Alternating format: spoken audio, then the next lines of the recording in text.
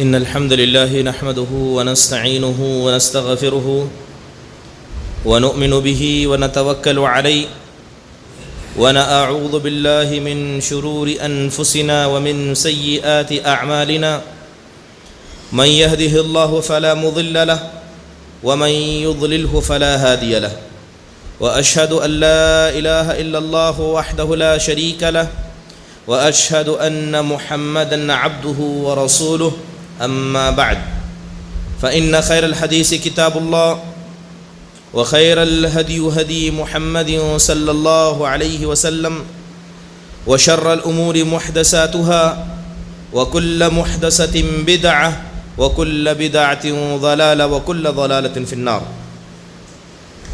فأعوذ بالله من الشيطان الرجيم بسم الله الرحمن الرحيم يا أيها الناس اتقوا ربكم الذي خلقكم من نفس واحدة وخلق منها زوجها وبث منهما رجالا كثيرا ونساء واتقوا الله الذي تساءلون به والأرحام إن الله كان عليكم رقيبا يا أيها الذين آمنوا اتقوا الله حق تقاته ولا تموتن إلا وأنتم مسلمون يا أيها الذين آمنوا اتقوا الله وقولوا قولا سديدا يصلح لكم أعمالكم ويغفر لكم ذنوبكم ومن يطع الله ورسوله فقد فاز فوزا عظيما وقال الله سبحانه وتعالى فلا تجعلوا لله أندادا وأنتم تعلمون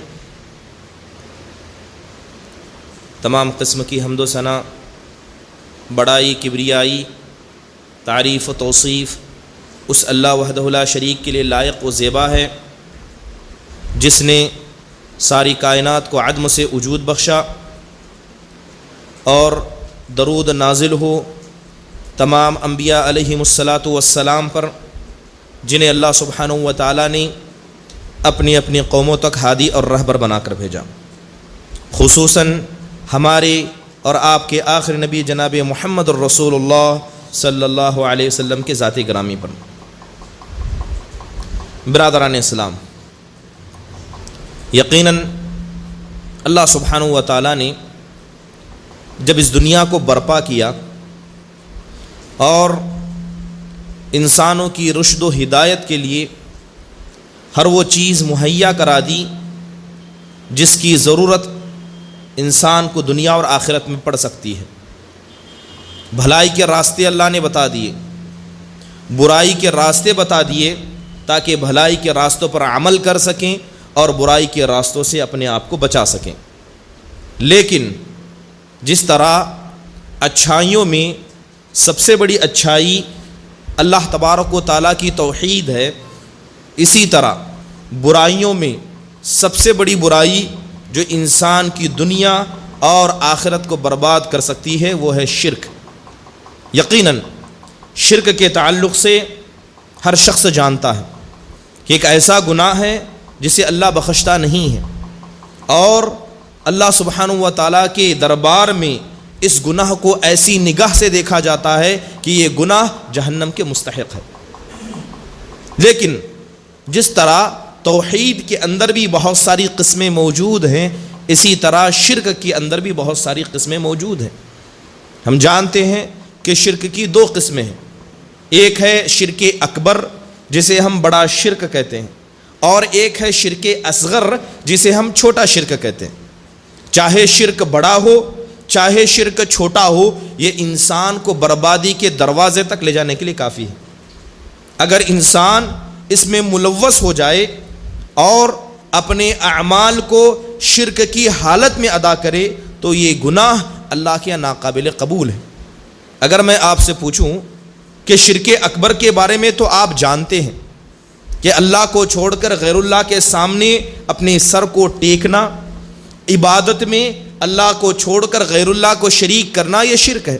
لیکن جہاں تک بات شرک اصغر کی ہے، یہ ایسا شرک ہے جس کے بارے میں اللہ کے نبی نے ہمیں ڈرایا اور ہر شخص کو ڈرایا، چاہے وہ نمازی ہو، متقی ہو، پرہیزگار ہو، یا دنیا کا سب سے بڑا عابد و زاہد کیوں نہ ہو، اللہ کے نبی نے شرک اصغر سے، چھوٹے شرک سے ڈرایا۔ اللہ کے نبی صلی اللہ علیہ وسلم اپنے صحابہ کو ڈراتے ہوئے کہتے ہیں کہ انی اخوف ما اخاف علیکم الشرک الاصغر، اے میرے صحابہ جنہوں نے دین کی خاطر ساری قربانیاں کر دی، میں تمہیں جس شرک سے ڈراتا ہوں وہ چھوٹا شرک ہے، وہ شرک اصغر ہے۔ برادران اسلام، جہاں قرآن میں اللہ تبارک و تعالیٰ نے اپنی عبادت کا حکم دیا ہے، اس کے ساتھ ساتھ اللہ نے شرک سے ڈرایا۔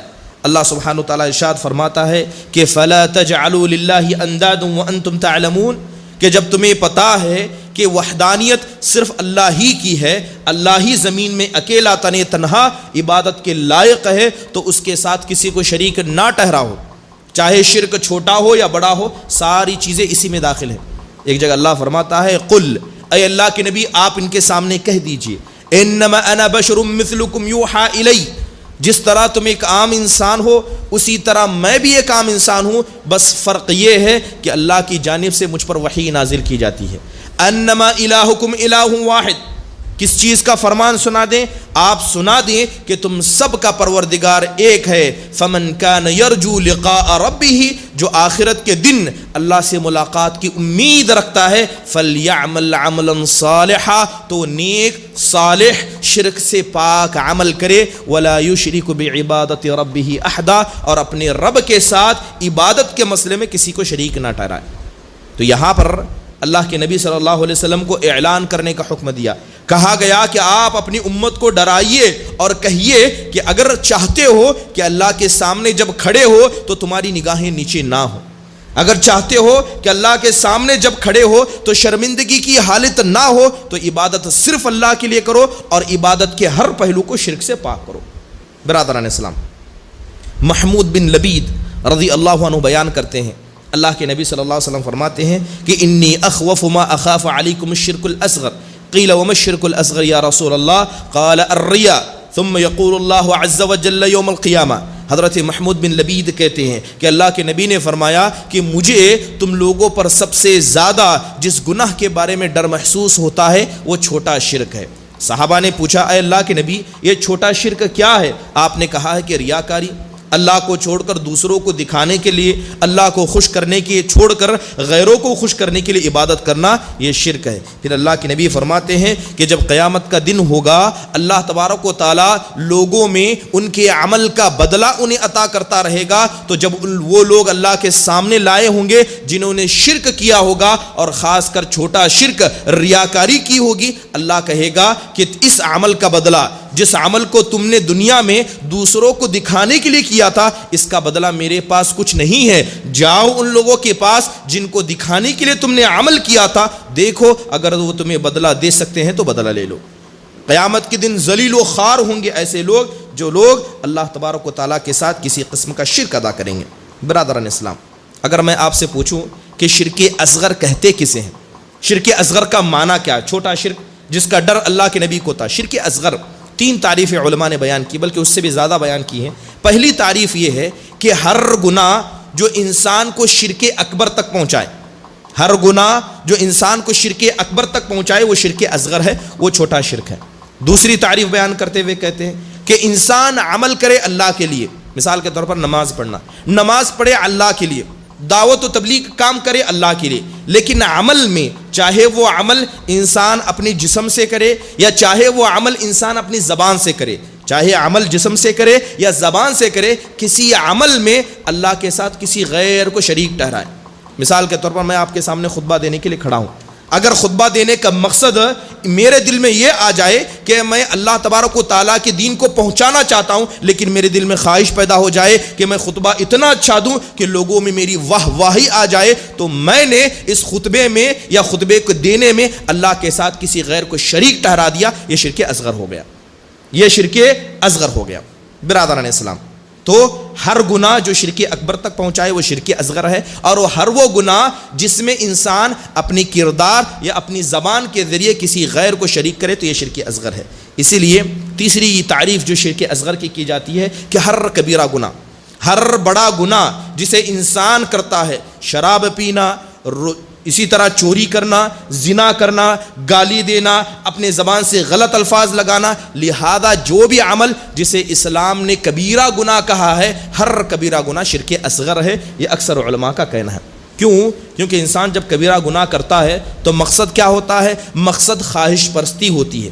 اللہ کہتا ہے کہ جھوٹ مت بولو، اگر تجارت کرتے ہو یا کوئی معاملہ کرتے ہو تو جھوٹ مت بولا کرو۔ اسلام نے اسے حرام قرار دیا اور کبیرہ گناہوں میں سے بتایا، لیکن انسان کے سامنے دنیاوی فائدہ آ جاتا ہے تو انسان کیا کرتا ہے؟ دنیاوی فائدے کو لے کر اللہ کی بات کو چھوڑ دیتا ہے، تو اپنی خواہش کو آگے کر دیتا ہے اللہ کے حکم پر، تو گویا اس انسان نے اپنی خواہش کو اپنا معبود بنا لیا، اور یہ شرک ہے، اور اس شرک کو شرک اصغر کہا جاتا ہے۔ قرآن میں اللہ کہتا ہے افرأیت من اتخذ الہہ ہوا، اے اللہ کے نبی کیا آپ نے اس آدمی کو نہیں دیکھا، کیا آپ نے اس آدمی کو نہیں دیکھا کہ جس نے اپنی خواہشات کو اپنا خدا بنا لیا؟ اللہ اور اس کے رسول کی باتیں اس کے لیے اہم نہیں ہے، بلکہ جو اس کا دل کرتا ہے، جو اس کا دل اسے کہتا ہے وہ ایسا کرتا ہے، اور یہ آدمی اپنی خواہش کا معبود ہے، اور یہ ایسا کرنا شرک اصغر میں داخل ہوتا ہے۔ اس لیے امام ابن تیمیہ رحمہ اللہ فرمایا کرتے کہ ان ظلم العبد نفسہ وحبہ ما یبغض اللہ، کہ انسان اپنے نفس پر ظلم کرے، انسان اپنے نفس پر ظلم کرے، اسی طرح اس چیز سے محبت کرے جس سے اللہ نفرت کرتا ہے، اور اسی طرح اللہ کی محبت پر اپنی خواہشات کو آگے کر دے، تو یہ شرک ہے، اور اس شرک کو شرک اصغر کہا جاتا ہے۔ اگر شرک اکبر اور شرک اصغر ان کے بیچ میں فرق سمجھنا ہے تو بنیادی طور پر یوں سمجھیں کہ جو شرک اکبر ہوتا ہے، اگر انسان شرک اکبر کر لیتا ہے تو اس کے گناہ اللہ تعالیٰ معاف نہیں کرتا، شرک کا گناہ بغیر توبہ کے معاف نہیں ہوتا، تو لہذا اگر کوئی آدمی شرک اکبر کرتے ہوئے مر جائے تو ہمیشہ جہنم میں چلا جائے گا، اور اس نے جتنی نیکیاں کی ہیں ساری نیکیاں برباد کر دی جائے گی، اور اسلام اسے مسلمان نہیں بلکہ اسے کافر کہتا ہے، لہذا اس کا خون، اس کا نفس، اس کا اہل و عیال سب حلال ہے۔ شرک اصغر میں یہ ہوتا ہے کہ جو انسان گناہ کرتا ہے تو گناہ کی وجہ سے اس کا یہ گناہ جسے ہم شرک اصغر کہتے ہیں یہ بغیر توبہ کے معاف نہیں ہوتا، اس میں توبہ ضروری ہے۔ دوسری چیز یہ ہے کہ اس کے سارے گناہ برباد نہیں کیے جاتے، شرک اصغر میں صرف وہی عمل برباد ہوتا ہے جس کے اندر اس نے شرک کیا، نماز پڑھ رہا تھا، نماز کے اندر شرک کیا تو صرف نماز برباد ہوگی، اور صرف ایک ہی نماز برباد ہوگی۔ یہی فرق ہوتا ہے شرک اکبر اور اصغر میں۔ اسی طرح شرک اصغر کے اندر کیا ہے؟ انسان اسلام سے نہیں نکلتا بلکہ اسے مسلمان کہا جاتا ہے، جس طرح ایک عام مسلمان کا عزت، اس کا خون اور اس کے اہل و عیال حرام ہے، اسی طرح شرک اصغر کرنے والوں کے ساتھ بھی ایک اسلام کے جیسا معاملہ کیا جائے گا۔ برادران اسلام، یہ شرک اصغر جو ہے اس سے ہمیں ڈرنا کیوں ہے؟ اس سے ہمیں ڈرنا کیوں ہے؟ ڈرنا اس لیے ہے کہ یہ گناہ اتنا خطرناک ہے کہ بہت ہی دنیا کے کم لوگ ہوں گے جو اس گناہ سے بچیں گے۔ آپ جانتے ہیں کہ اللہ نے قرآن میں اعلان کر دیا کہ انہ من یشرک باللہ فقد حرم اللہ علیہ الجنہ ومأواہ النار، کہ جس آدمی نے اللہ کے ساتھ شرک کیا، جس نے اللہ کے ساتھ شرک کیا اللہ اسے نہیں بخشے گا۔ یہاں شرک اکبر ضرور مراد ہے، لیکن علماء کہتے ہیں کہ اگر انسان کے یہاں، انسان کے اعمال میں اگر شرک آ جائے تو وہ انسان ہلاکت کے دہانے پر پہنچ جائے گا۔ شرک اصغر سے ڈرنا کیوں ہے؟ کیونکہ بہت ہی کم لوگ اس سے نجات پانے والے ہیں۔ خود اللہ کے نبی صلی اللہ علیہ وسلم نے فرمایا انہ اخفی من دبیب النمل، یہ جو چونٹیاں جسے ہم منگیاں کہتے ہیں، چونٹیاں کہتے ہیں، جب یہ زمین پر چلتی ہیں تو کیا کوئی آدمی ان کے چلنے کی آواز کو سن سکتا ہے؟ کیا کوئی ان کے پیر کو گن سکتا ہے؟ ایک انسان جس کو اللہ نے آنکھ جیسی بڑی نعمت عطا کی، جب ان چونٹیوں کے چلنے کی آہٹ کو نہیں سن سکتا تو اللہ کے نبی کہتے ہیں یہ شرک اصغر اس سے بھی زیادہ باریک ہے، یہ شرک اصغر اس سے بھی زیادہ خطرناک ہے کہ کب انسان کے دل میں شرک آ گیا اسے پتہ بھی نہیں چلے گا، اور جب قیامت کے دن منہ کے بل اسے گھسیٹ کر جہنم میں پھینکا جائے گا تب اسے اندازہ ہوگا کہ یہ شرک کتنا خطرناک تھا۔ تو آپ سمجھ سکتے ہیں کہ جو شرک اتنا باریک ہے کہ چونٹیوں کی چال اور اس کی آواز سے بھی باریک ہے، تو ہر انسان کو اس شرک سے ڈرنا چاہیے۔ برادران اسلام، یہی وجہ تھی کہ بڑے بڑے انبیاء کو ڈر تھا۔ ابو الانبیاء حضرت ابراہیم علیہ السلام کو دیکھیے، اللہ نے توحید کا پیکر بتایا، کہا کہ توحید زمین پر ابراہیم نے قائم کی، اور اللہ کے نبی فخر سے کہتے ہیں کہ میں ابراہیم کی اولاد سے ہوں۔ حضرت ابراہیم علیہ السلام اللہ کے سامنے ہاتھ اٹھا کر دعا کرتے ہیں تو کیا دعا کرتے ہیں؟ یہ نہیں کہتے ہیں کہ اللہ میرے بچوں کو تو دیندار بنا دے، سب سے بڑا گناہ سے اپنے بچوں کو بچانے کی دعا کرتے ہیں اور کہتے ہیں کہ وَجُنُوبْنِي وَبَنِيَّ أَن نَعْبُدَ الْأَصْنَامَ، اے میرے پروردگار تو اگر کسی گناہ سے مجھے بچانا، میرے آل و اولاد کو بچانا، اے اللہ عبادت پرستی سے، بتوں کی عبادت پرستی سے، شرک کی گندگی سے بچانا۔ حضرت ابراہیم کو کس چیز کا ڈر تھا کہ کیا انہیں ڈر تھا کہ وہ مشرک ہو جائیں؟ یقیناً اللہ تبارک و تعالیٰ کے مکر سے ڈرنا یہ ایمان کا حصہ ہے۔ اگر آپ محفوظ ہو جائیں کہ ہم نماز پڑھتے ہیں، ہم توحید پر ہیں اور مرتے دم تک توحید پر رہیں گے، تو ایسا انسان کا ایمان کمزور ہے۔ اللہ کہتا ہے کہ فَلَا يَأْمُنُ مَكْرَ اللَّهِ إِلَّا الْقَوْمُ الْخَاسِرُونَ، کہ اللہ کے مکر سے محفوظ رہنے والے یا اللہ کے مکر سے اپنے آپ کو محفوظ سمجھنے والے اصل میں یہ نقصان اٹھانے والے ہیں۔ تو کوئی انسان یہ دعویٰ نہیں کر سکتا کہ وہ کل شرک نہیں کرے گا یا اس کے دل میں شرک نہیں آئے گا، تو لہذا اس شرک اصغر کا ڈر ہر شخص کے دل میں ہونا چاہیے۔ برادران اسلام، بات اگر صحابہ کی کرے کہ شرک سے ہمیں ڈرنا کیوں ہے، وہ ذاتیں جنہیں اللہ تبارک و تعالیٰ نے زمین میں جنتی قرار دیا، کون تھے؟ وہ صحابہ کی جماعت تھی۔ حضرت ابن ابی ملیکہ کہتے ہیں کہ میں نے 30 سے زیادہ صحابہ کو دیکھا، میں نے 30 سے زیادہ صحابہ کو دیکھا، ان 30 سے زیادہ صحابہ کو سب سے زیادہ ڈر اپنے دل پر تھا کہ کہیں یہ منافق تو نہیں ہیں۔ سب کو ڈر تھا کہ کہیں یہ منافق تو نہیں ہے، کہیں نفاق تو ہمارے دل میں داخل نہیں ہوگا، جبکہ اللہ تبارک و تعالیٰ نے زمین میں انہیں جنت کی خوشخبری سنا دی تھی۔ تو لہذا یہ جو نفاق ہے، یہ جو شرک اصغر ہے، ایک ہی سکے کے دو پہلو ہیں۔ جیسے 1 روپیہ ہمارے پاس ہوتا ہے جس کے 2 حصے ہوتے ہیں، نفاق اور شرک اصغر ایک ہی سکے کے 2 پہلو ہیں۔ لہذا صحابہ کو ڈر تھا کہ کہیں ان کے دل میں شرک تو داخل نہیں ہو گیا ہے جس کا انہیں علم نہ بھی ہو۔ برادران اسلام، اس شرک سے ہمیں ڈرنا کیوں ہے؟ اس شرک سے ڈرنا اس لیے بھی ہے کہ اگر یہ شرک انسان کے دل میں داخل ہو جائے تو انسان کے اعمال کو برباد کر دیتا ہے۔ اسی لیے اللہ کے نبی صلی اللہ علیہ وسلم فرماتے ہیں کہ اللہ تعالیٰ کہتا ہے کہ انا اغنی الشرکاء عن الشرک من عمل عملا اشرک فیہ غیری ترکتہ وشرکہ، کہ میں ان لوگوں سے باز ہوں، میں ان لوگوں سے بیزار ہوں جو میرے ساتھ شرک کرتے ہیں۔ اگر کوئی آدمی عبادت میں میرے ساتھ شرک کرے گا تو اس آدمی سے اور اس کے شرک سے میں بے نیاز ہوں، نہ مجھے اس کا ثواب چاہیے، نہ اس کی مجھے عبادت چاہیے، اور نہ ایسے آدمی کی عبادت کا بدلہ میں قیامت کے دن دینے والا ہوں۔ اللہ تعالیٰ بیزار ہے۔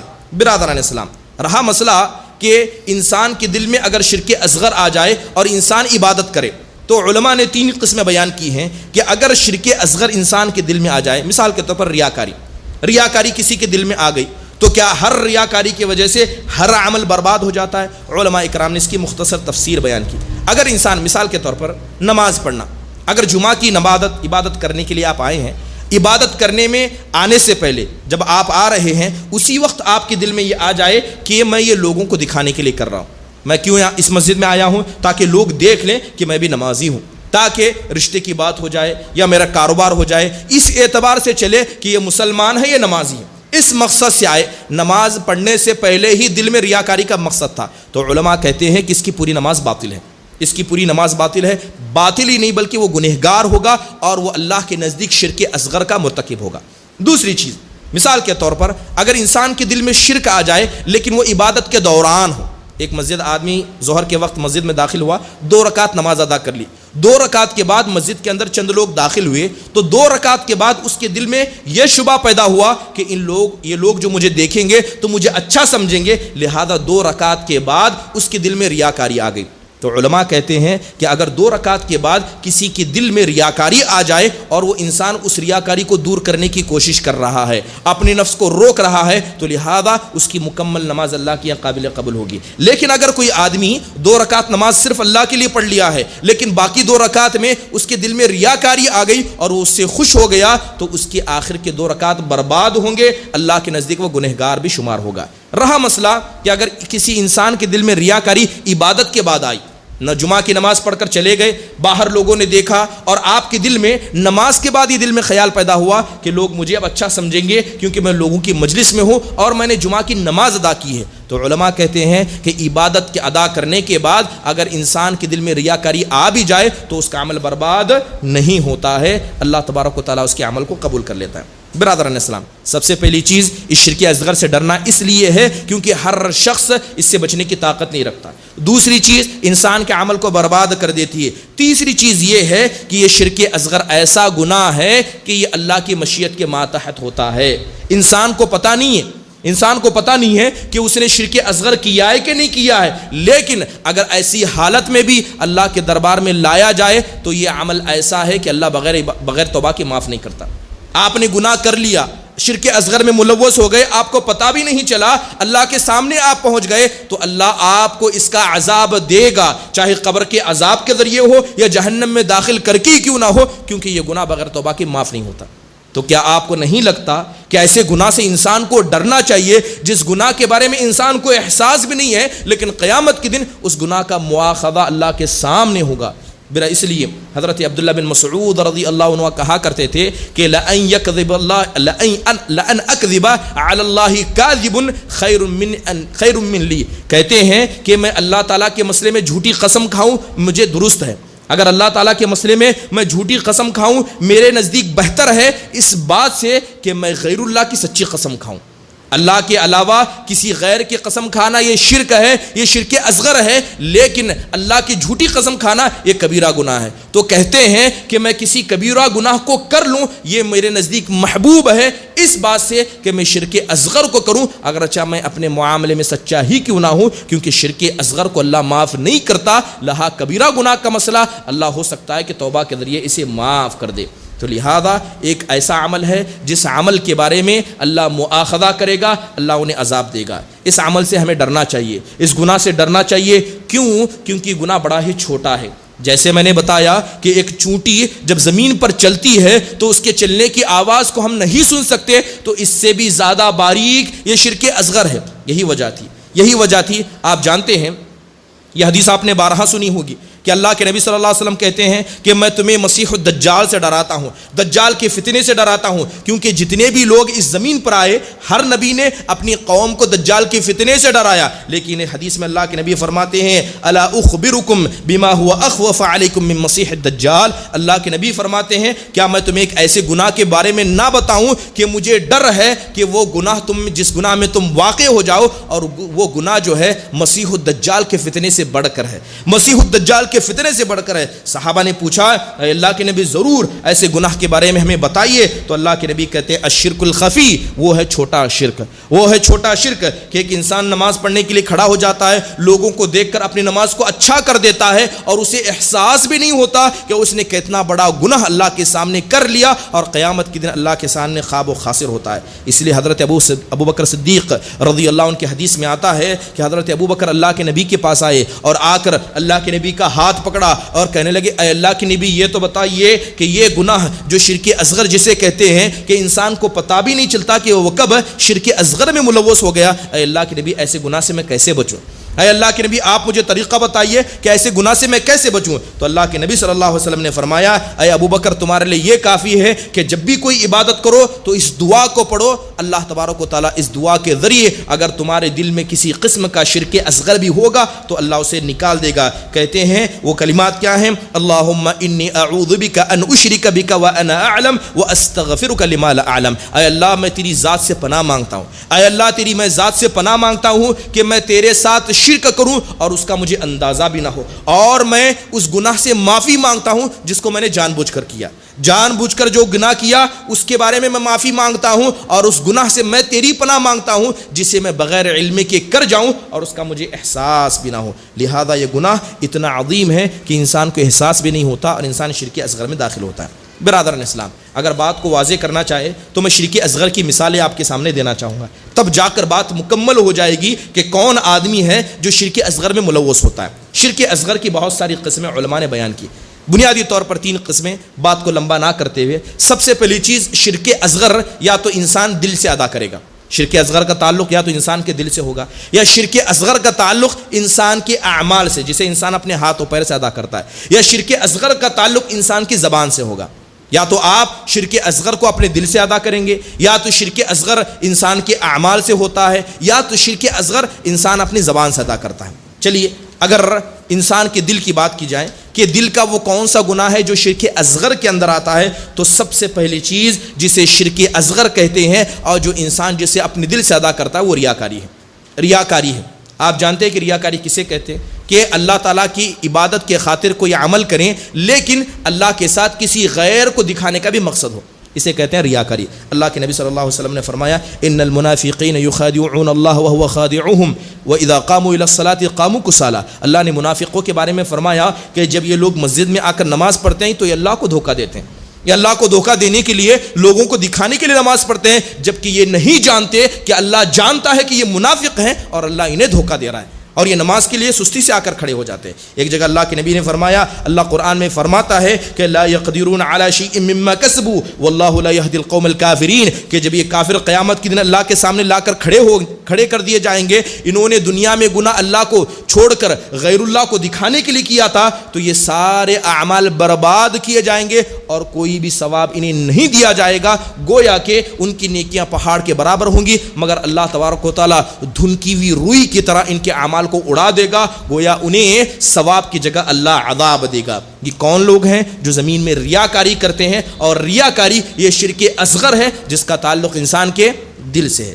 برادران اسلام، مثال کے طور پر اگر میں کہوں کہ انسان کا نماز کا پڑھنا، نماز کے بارے میں بات سمجھ میں آئی، زبان سے انسان شرک اصغر کیسے کرتا ہے جس کا تعلق انسان کے دل سے ہوتا ہے، زبان سے شرک اصغر کرنا۔ مثال کے طور پر میں آپ کے سامنے کھڑا ہوں، میں اپنی بات رکھ رہا ہوں، لیکن میں چاہتا ہوں کہ آپ مجھے اچھا سمجھیں، آپ مجھے اچھا مقرر سمجھیں، اس لیے دلیل پر دلیل میں دیتا جاؤں، دلیل پر دلیل، اتنے دلیلیں دوں تاکہ آپ سمجھیں کہ ان کے پاس علم زیادہ ہے اور میرے دل میں مقصد آپ کی واہواہی چاہنا ہے، اور میں شرک کس طرح کر رہا ہوں؟ زبان سے کر رہا ہوں۔ اس لیے علماء اکرام نے منع فرمایا کہ جب آپ اپنی بات رکھیں تو صرف دلیل ہی پیش کریں اور لوگوں کو سمجھائیں نہ، اور آپ کے دل میں مقصد یہ ہو کہ لوگ آپ کو اچھا عالم سمجھے، تو یہ زبان کا شرک ہے اور اسے شرک اصغر کہا جاتا ہے۔ اسی طرح انسان اپنے جسم سے، اپنے حیا سے شرک اصغر کہتا ہے۔ انسان کیا ہے؟ کپڑے بغیر استری کے پہنتا ہے۔ آپ جانتے ہیں کہ معاشرے میں استری کر کر پہننا ایک عام سی بات ہے۔ ایک انسان جان بوجھ کر اپنے کپڑوں کو استری نہیں کرتا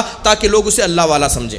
جان بوجھ کر جب لباس ہے تو ہر برا لباس عام دنوں میں پہنتا ہے، لیکن جب کسی مجلس میں پہنچتا ہے تو سفید لباس پہن کر پہنچتا ہے تاکہ لوگ اسے اچھا سمجھیں، قوم کا قائد سمجھیں۔ اگر وہ اپنے اس لباس کے ذریعے بھی ایسی نیت کرتا ہے تو یہ شرک اصغر ہے، اور اس شرک کا اللہ تبارک و تعالیٰ اسے عذاب ضرور دے گا۔ تو یہ کس طرح کے شرک ہیں؟ انسان کے دل سے کیے جانے والے شرک ہیں۔ برادران اسلام، اسی طرح شرک اصغر جس کا انسان دل سے ادا کرتا ہے، ایک گناہ یہ بھی ہے جسے انسان دنیا کی خاطر ادا کرتا ہے، اللہ تعالیٰ کے لیے کر رہے ہیں لیکن اس میں دنیا بھی شامل ہے۔ مثال کے طور پر ابھی رمضان آنے والا ہے، بہت سارے لوگ روزہ کس لیے رکھتے ہیں؟ روزہ صرف اس لیے نہیں رکھتے کہ اللہ کا حکم ہے، روزہ اس لیے رکھتے ہیں کہ اس کی وجہ سے ہماری صحت درست ہو جائے گی، ہمارا موٹاپا کم ہو جائے گا۔ یہ شرک اصغر ہے، یہ شرک اصغر ہے۔ عبادت صرف اللہ کے لیے ہونی چاہیے۔ اگر آپ نے دل میں صرف اتنا بھی ارادہ کیا کہ میں روزہ رکھ رہا ہوں تاکہ اس کے ذریعے سے میرا وزن کم ہو جائے، حدیث کے اندر بتایا گیا کہ شرک اصغر ہے۔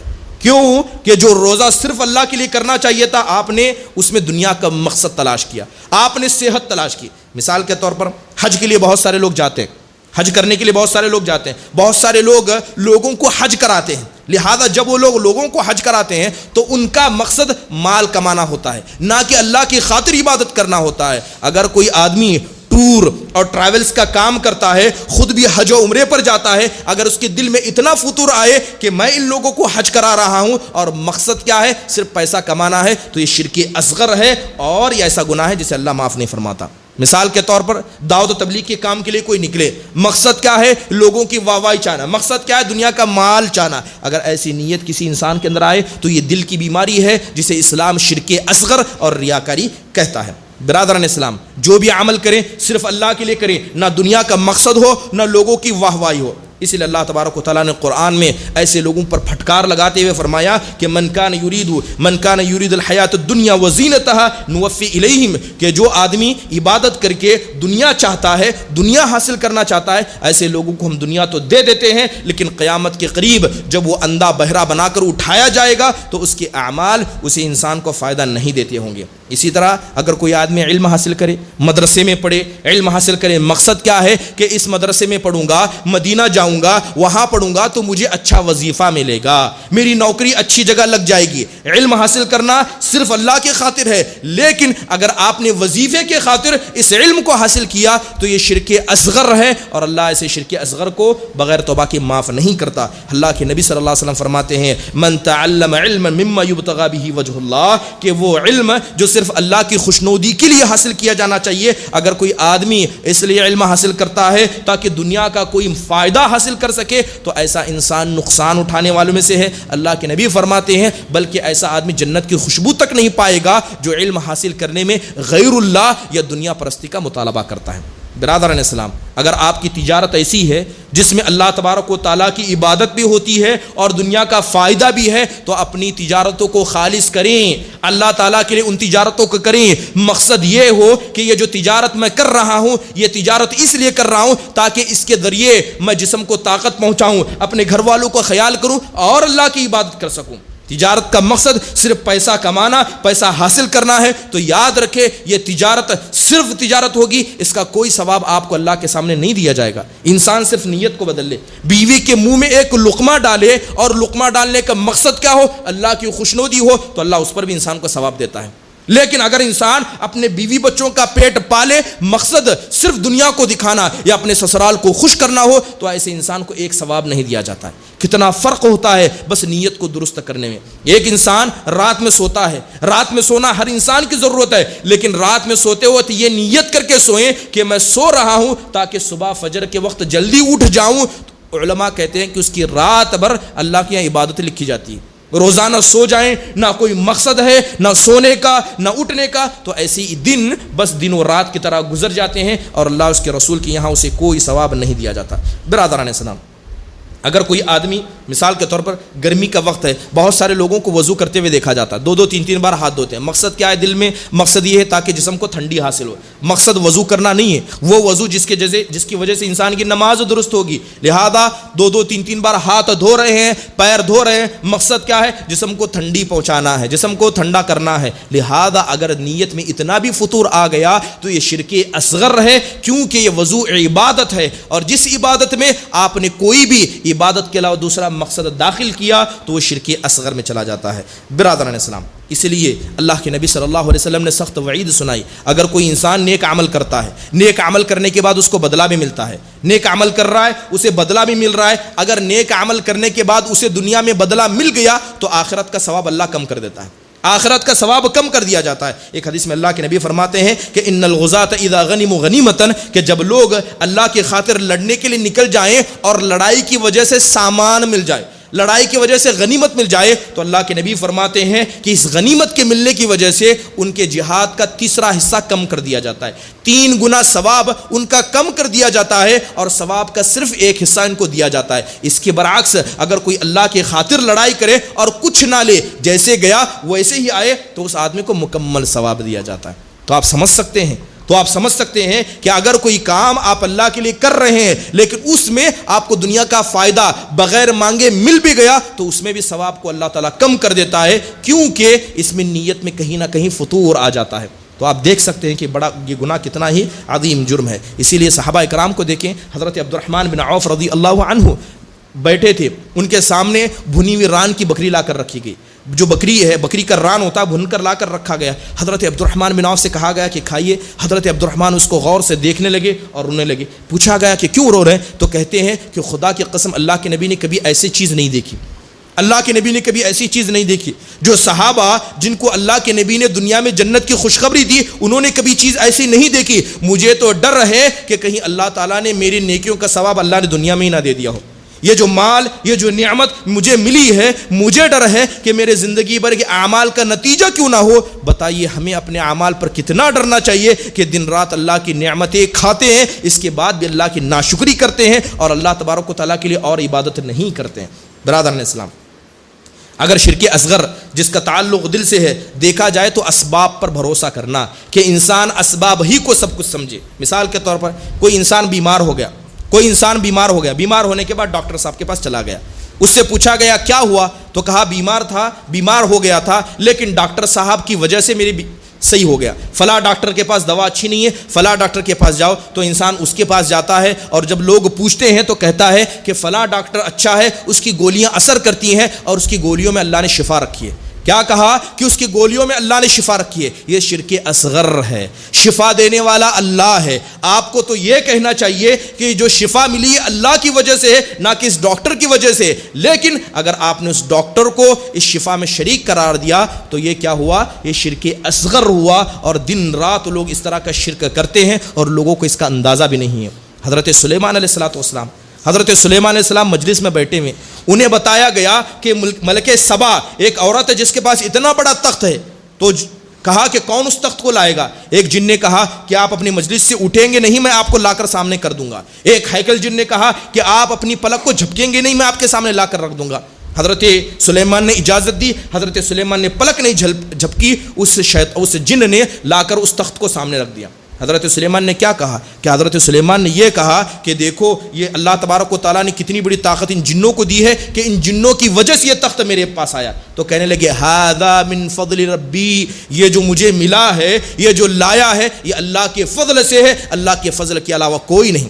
آج ہم اپنے گھروں کے سامنے لکھ دیتے ہیں کہ ھذا من فضل ربی, اور لوگوں کے سامنے کہتے ہیں کہ میرے خون پسینے کی کمائی ہے. کیا آپ کو نہیں لگتا ہے کہ شرک اصغر نہیں ہے کہ آپ اپنی طاقت کو سب کچھ سمجھیں اور سبب ہی کو سب کچھ سمجھیں؟ یہ شرک اصغر ہے. اگر آپ صرف گھر پر ھذا من فضل ربی لکھیں اور لوگوں کے سامنے کہیں کہ میں نے یہ خون پسینے کی کمائی سے یہ کمایا ہے, اور اللہ کے فضل کو بھول جائیں, یہ شرک ہے اور اسے شرک اصغر کہا جاتا ہے. اسی لیے اللہ کے نبی نے کہا تھا کہ مجھے ڈر ہے کہ کوئی بھی اس شرک سے بچ نہ پائے گا.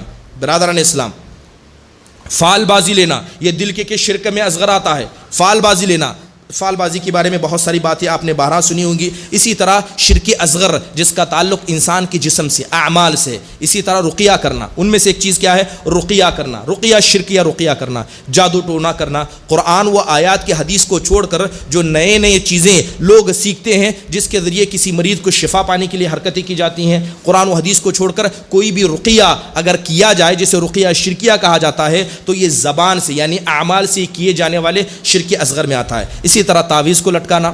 وقت زیادہ ہو گیا ہے اس لیے میں باتوں کو تیزی سے بغیر دلیلوں کے پیش کرتا جا رہا ہوں کہ اگر انسان تعویذ لٹکائے تو یہ تعویذ لٹکانا بھی شرک اصغر ہے. کیونکہ جب انسان تعویذ لٹکاتا ہے تو اس کا دل اس تعویذ سے لگ جاتا ہے, وہ بھول جاتا ہے کہ اس تعویذ کے اندر طاقت یا قرآن کے اندر طاقت یا آیات کے اندر طاقت صرف اللہ کی ذات نے دی ہے. لہذا تعویذ لٹکانا یہ بھی شرک اصغر میں آتا ہے. اسی طرح برکت حاصل کرنے کے لیے غلط چیزوں کا استعمال کرنا. آپ جانتے ہیں کہ اللہ تبارک و تعالیٰ نے ہر چیز کے اندر برکت نہیں رکھی ہے, چند چیزوں کے اندر برکت رکھی ہے. مثال کے طور پر قرآن کی ہر آیت کے اندر اللہ نے برکت رکھی ہے, سورہ فاتحہ کے اندر اللہ نے برکت رکھی ہے. اسی طرح اللہ تبارک و تعالیٰ نے دعا کے اندر برکت رکھی ہے, اور اسی طرح علم اور تعلیم میں اللہ نے برکت رکھی ہے, اور زمزم کے پانی میں برکت رکھی ہے. اگر کوئی آدمی زمزم کا پانی اس نیت سے پیے کہ مجھے شفا ہوگی تو اللہ نے اس پانی میں برکت رکھی ہے, لہذا آپ اس کا استعمال کر سکتے ہیں. لیکن اگر کوئی آدمی اس کو چھوڑ کر کسی اور چیز سے برکت حاصل کرنے کی نیت رکھے, بزرگان دین ہیں,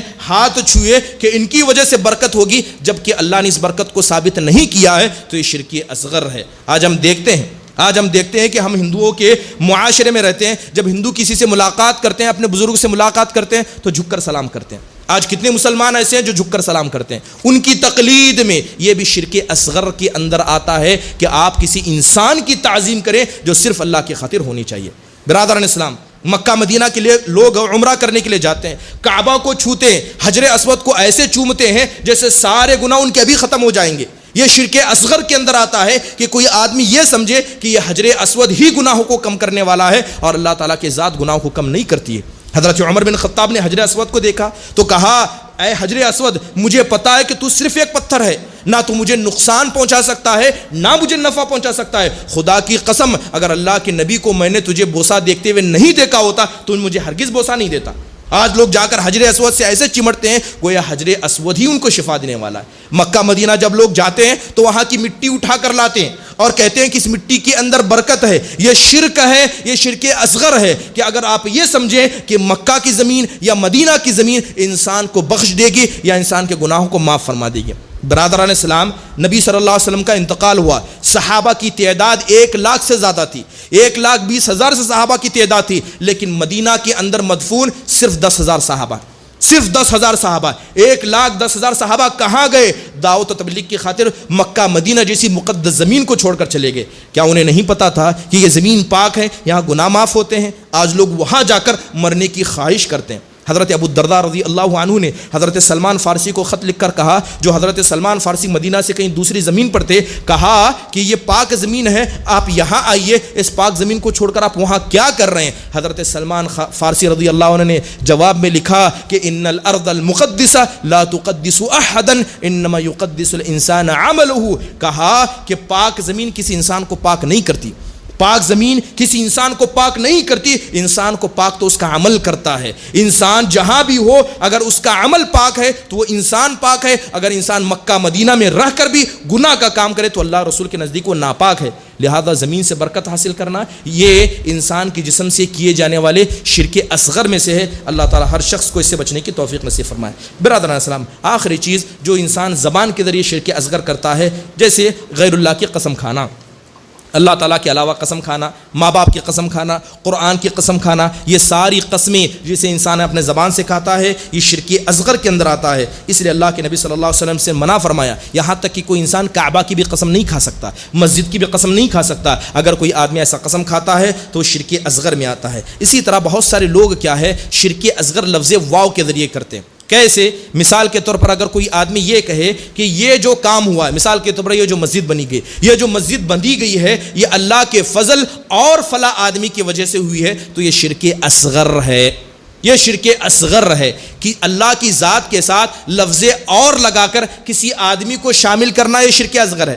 آپ کہیں کہ جو اللہ چاہے اور جو آپ چاہیں، مثال کے طور پر دعوت کے لیے کوئی دعوت دیتا ہے تو ہم کیا کہتے ہیں؟ اللہ کا فضل رہا اور آپ کی مہربانی رہی تو ہم آئیں گے، یہ شرک اصغر ہے۔ لفظ اور کے ساتھ اللہ اور کسی انسان کو جوڑا نہیں جائے گا۔ اگر کوئی آدمی ایسا کرے گا تو شرک ہے۔ کہنا کیا چاہیے؟ کہنا تو یہ چاہیے کہ یہ اللہ کے فضل اور پھر اللہ کے فضل اور پھر انسان کی محنت سے یہ کام ہوا ہے۔ تو لفظ پھر لگانے سے اللہ کا درجہ بلند ہو جاتا ہے، انسان کا درجہ کم ہو جاتا ہے، لیکن لفظ اور لگانے سے اللہ تبارک و تعالیٰ اور جو آپ محنت یا کسی شخص کا فضل ذکر کر رہے ہیں وہ برابر ہو جاتا ہے۔ اسی لیے نبی صلی اللہ علیہ وسلم کے پاس ایک صحابی آئے اور کہا ماشاء اللہ وشیت، اے اللہ کے نبی جو آپ چاہیں، جو اللہ چاہے جو آپ چاہیں وہ ایسا ہوتا ہے۔ تو اللہ کے نبی نے کہا اجعلتنی للہ ندا، کیا تم نے مجھے اللہ کے ساتھ کسی اور کو شریک ٹھہرا دیا، اللہ کے ساتھ مجھے کھڑا کر دیا؟ بلکہ تم تو یہ کہو کہ جو اللہ چاہے صرف وہی ہوتا ہے۔ اور بعض روایتوں میں کہا بلکہ تم کو یہ کہنا چاہیے کہ جو اللہ چاہے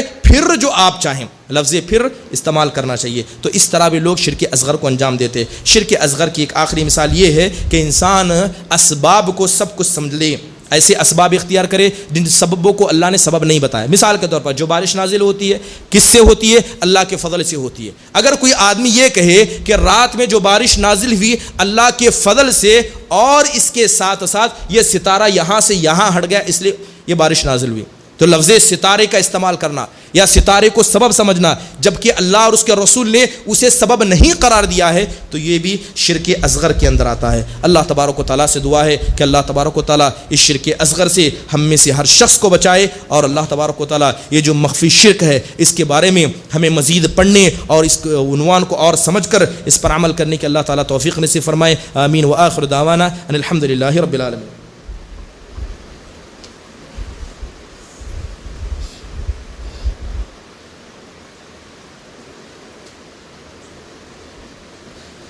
إن الحمد لله نحمده ونستعينه ونستغفره ونؤمن به ونتوكل عليه ونعوذ بالله من شرور أنفسنا ومن سيئات أعمالنا من يهده الله فلا مضل له ومن يضلله فلا هادي له وأشهد أن لا إله إلا الله وحده لا شريك له وأشهد أن محمدا عبده ورسوله أما بعد فإن خير الحديث كتاب الله وخير الهدي هدي محمد صلى الله عليه وسلم وشر الأمور محدثاتها وكل محدثة بدعة وكل بدعة ضلالة وكل ضلالة في النار فأعوذ بالله من الشيطان الرجيم بسم الله الرحمن الرحيم إن الله يأمركم أن تودوا الأمانات إلى أهلها وقال تعالى إن الله يأمركم بالعدل والإحسان وإيتاء ذي القربى وينهى عن الفحشاء والمنكر والبغي يعظكم لعلكم تذكرون اذكروا الله يذكركم وادعوني يستجب لكم ولذكر الله أكبر والله يعلم ما تصنعون السلام عليكم ورحمة الله